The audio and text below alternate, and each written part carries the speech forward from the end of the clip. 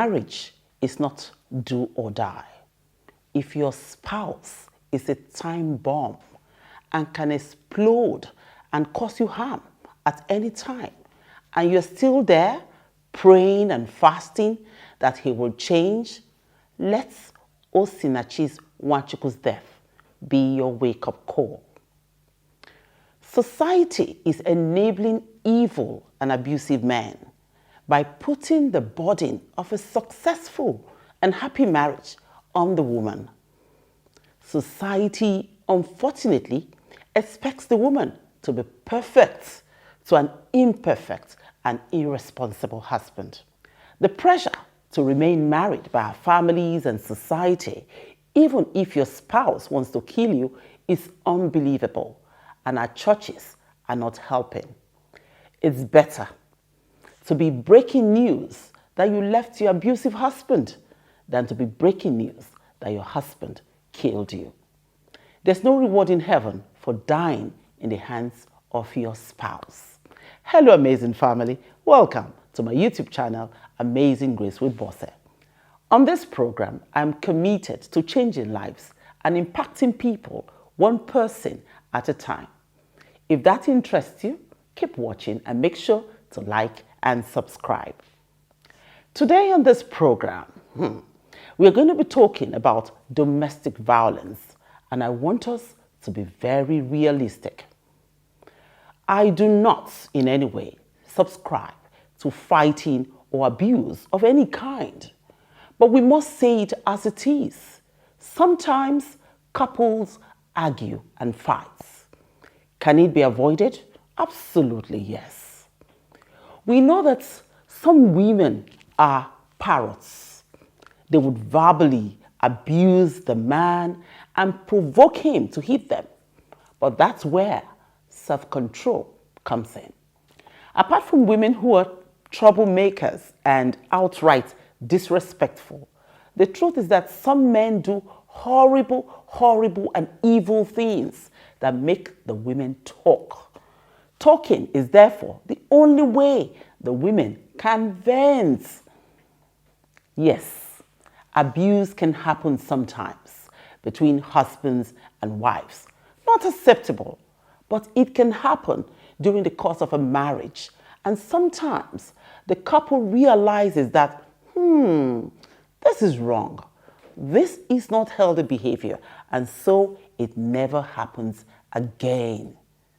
But there's also the husband who beats his wife as often as he feels like.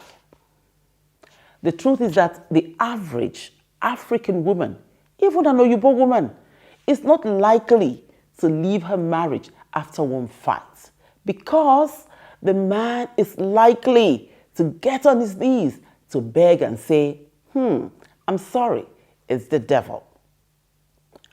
One of the toughest decisions a woman can ever make is to leave a marriage, because women come to marriages thinking, with the mind that they will live happily ever after.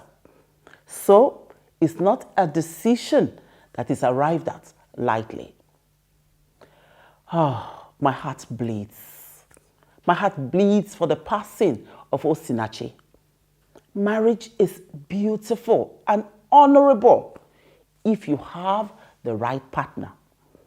That partner that encourages you to be the best that you can be. If you have that, you're lucky. But it's not all luck to have a successful marriage. It's not a cup of tea. You must put in the work and be lucky to have a partner who appreciates you and who is also ready to put in the work and committed to your union. But if you love, you respect your partner, you're faithful, you're committed and loyal to your partner, and that is not enough for your spouse, and your life is in danger, baby girl, please excuse yourself. No woman wants a broken home. There's nothing as beautiful as a home with a reasonable, responsible, and loving husband or wife. Now, we know that there's no perfect marriage, just two people who are committed to work together. But if a man turns you to a punching bag and wants to kill you, baby girl, excuse yourself. Most women have endured and indeed are still enduring one kind of abuse or the other from the hands of people they love. For some, it's physical. For others, it's emotional, psychological, verbal, financial, and even sexual. Now, it doesn't matter the type of abuse you're experiencing. If it's eating you up inside and you are miserable and your life is tearing apart and you're wasting away, please excuse yourself. No man or woman is worth dying for.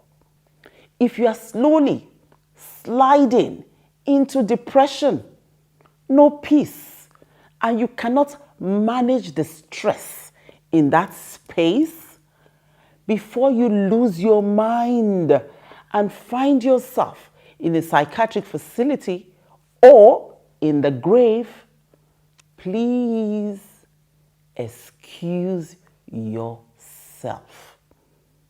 But if you can manage what you're dealing with, and if it's not life-threatening or stopping you from reaching your fullest potential, and you can mentally detach, delete, and disengage physically and emotionally, and you can live a genuinely full, joyful, and wholesome life, fantastic. Let everybody day their day. But if you do not have the capacity to do so, please, excuse yourself. There's no marriage in heaven. When they say for better, for worse, it does not mean that when your partner wants to kill you, you should remain there and die. That will be suicide. Unfortunately, everywhere you go, what you hear is, it's our culture. Once you marry, you can't come back to your father's house. Your father did worse, and you must endure. That nonsense must stop. I'm happy that this generation, the millennials and Generation Z, is not having that rubbish. If culture does not serve us well, hey, let's change it. Let's keep the good parts of our culture and do away with the bad. After all, what is culture? It's the social behavior and way of life of a people. The culture of silence is another problem, and parents advising newlyweds to endure and never to invite a third party into their marriage, no matter the problem. And that is becoming our undoing. It's killing our children and enabling evil men. Yes, there are things that should and must be private in your home. After all, we all have our problems. But if your husband or wife is a terrorist and their actions endangers your life, then invite a third party. Speak up and run for your life. The stigmatization of women who are not married or women who left an abusive marriage should stop. It's sad, to know that it's women that are the gatekeepers and enforcers of our bad culture. The culture that enables men to behave badly and oppress women. we have to do better. Oh yes. We have to say no to nonsense. We have to start our own culture. Yes. Our new culture is no to domestic violence. Yes. Our new culture is no to oppression. Our new culture is women are not properties. Our new culture is it's okay to leave a monster. Our new culture is that you can separate from your husband or wife if he's an abuser.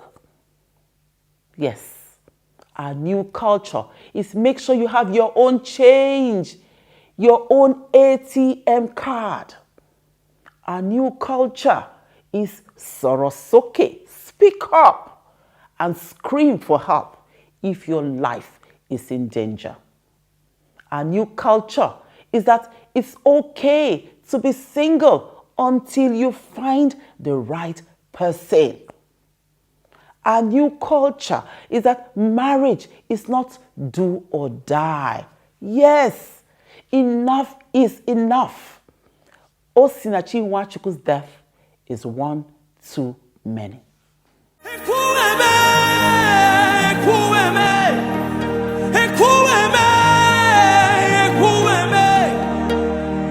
You are the living God. Oh, there's no one like you. Her death just shows that domestic violence is no respecter of persons or talents. Can you imagine? Her life brutally came to an end, came to a tragic end in the hands of the husband who is supposed to be her lover, her protector, her defender. What a loss. Sadly, there are stories of men like Osinachi's husband around us, destiny killers, men who will not allow their wives to flourish, jealous, envious, and evil men who do not want to see their wives succeed. There are many women today who are alive but dead. Their husbands have become emperors and have made them a shadow of themselves. They are just like zombies. And the church is not left out. They are quick to stigmatize and condemn the woman who dares to leave her husband, even when the husband is a monster. The church is supposed to be a safe place. Unfortunately, that's where the condemnation actually starts from. This has to stop.